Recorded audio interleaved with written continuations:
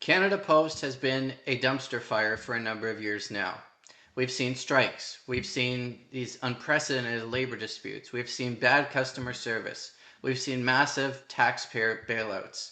And it's time for all of this to stop. The way for all of it to stop is to finally privatize Canada Post. Now, at least the government in Ottawa, the Carney government, and its minister in charge of Canada Post, Joel Lightbound, seem to recognize that there needs to be fundamental changes at Canada Post. What the government is now proposing is, for example, to end door-to-door mail for the 25% of Canadians who still receive door-to-door mail, which could save about $400 million a year. And there's other proposed changes, such as raising stamp prices, which could save some additional money. But here's the thing.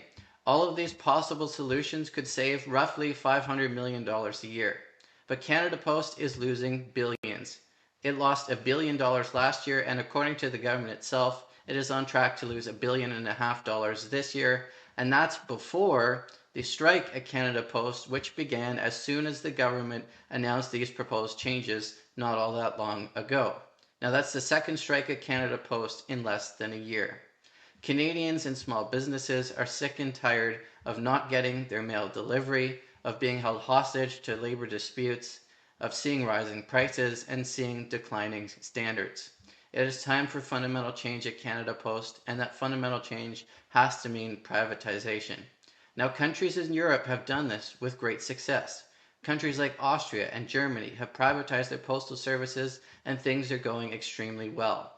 Deutsche Post receives all kinds of awards around the world for its customer service, for its pricing, and it is the privatized version of Germany's postal service. And in the first decade that it existed as a private entity, it actually saw prices go down 11% after adjusting for inflation.